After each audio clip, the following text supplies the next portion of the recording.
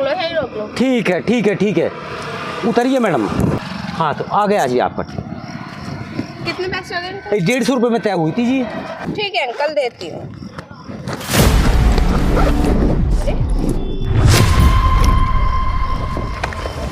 पैसे कहाँ गए? अंकल मेरे पैसे लाने याद नहीं रहे।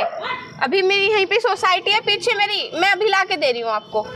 आप अच्छे से देख लो, पैसे होंगे। अरे मैं तो बहुत गरीब आदमी हूँ, मैं कोई 10 रुपए की सवारी होती तो सोच लेता। 35 किलोमीटर से लाया हूँ, 150 रुपये तय थे। मैंने क्या कमा लिया आपसे? अंकल जी आप कैसी बातें कर रहे हो? मैं आपको पैसे देने के लिए थोड़ी मना कर रही हूँ। मैडम मैं कब तक खड़ा रहूँगा? मुझे आगे सवारी भी लेनी है, भाड़ा भी उठाना है। मैं कब तक आपका इंतजार करूँगा? अंकल अब तक आप बकवास कर रहे हो, इतने में तो मैं लेके भी आ जाती।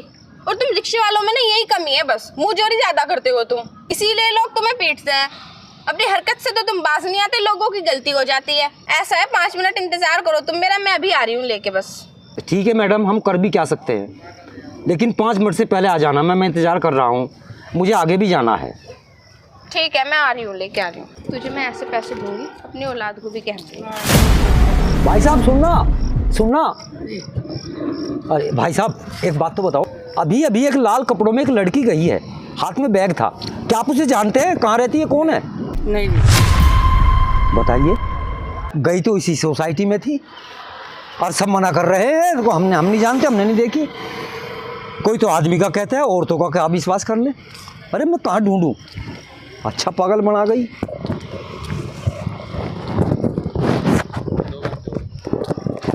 अरे 2 घंटे हो गए, दोपहरी में तप रहा हूँ, लगता है ये नहीं मिलेगी, ये नहीं आएगी। पागल बना गई, बेवकूफ़ बना गई। और ये कितनी सोसाइटी हैं, कितने मकान हैं, कितने इंसान रहते हैं, किससे पूछूं? गेट कीपर घुसने नहीं देते। अरे कहाँ जाऊं, किससे पूछूं? अरे भाई साहब सुनो सुनो सुनो सुनो सुनो सुनो भाई साहब सुनो। क्या बात होगी? गधा परेशान से लग रहे हो, कैसे रोसी रहे? कौन हो आप? भाई साहब अभी बताता हूँ। देखो मैं ई रिक्शा चलाता हूँ और सामने बाहर सड़क पार वो मेरा ई रिक्शा खड़ा है। अभी इसी सोसाइटी में एक लाल से कपड़ों में लड़की उतर के गई है और ये यहीं आई और उस पर मेरे 150 रुपये हैं और वो 5 मिनट कह के गई कि ये तकरीबन 2-3 घंटे हो चुके हैं, मैं उसे ढूंढ रहा हूँ।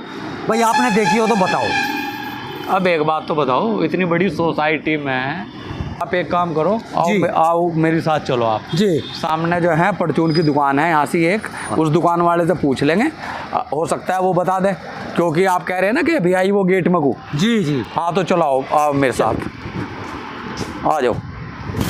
अगर हो सकता है तो चलो मैं मिलवा दूँ। चलो भाई साहब चलो, आपकी बहुत मेहरबानी होगी। बस मेहरबानी क्या जी, गरीब आदमी से हाँ जी, तुम्हारे पैसे मिल गए तो ठीक। मैं भी गरीब आदमी हूँ जी।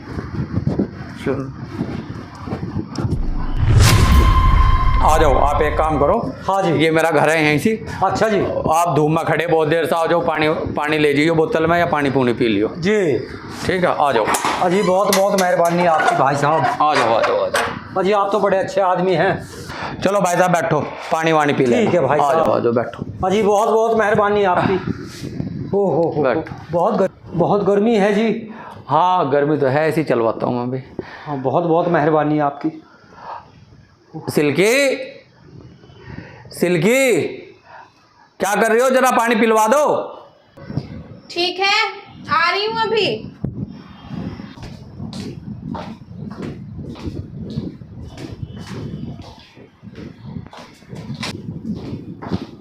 ये लो पानी। अच्छा अच्छा।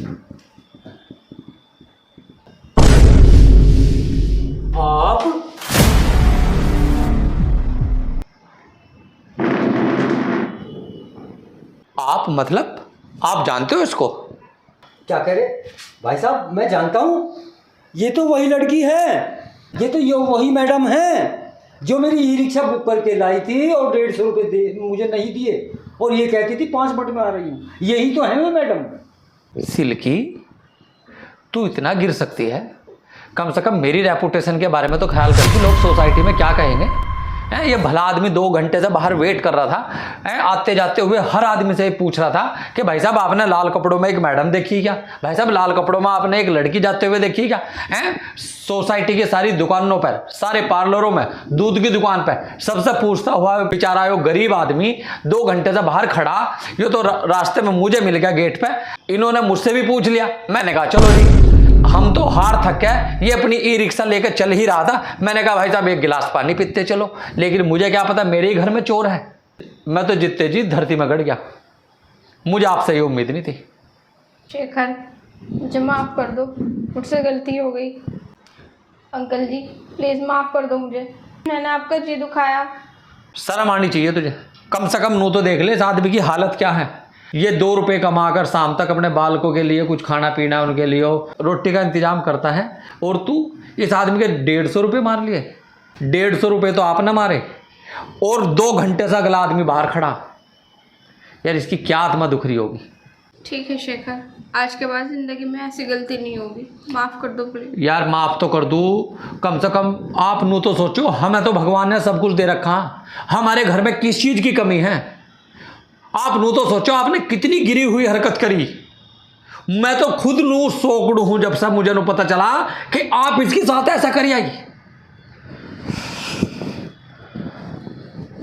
मैं आपको क्या कहूं क्या नहीं।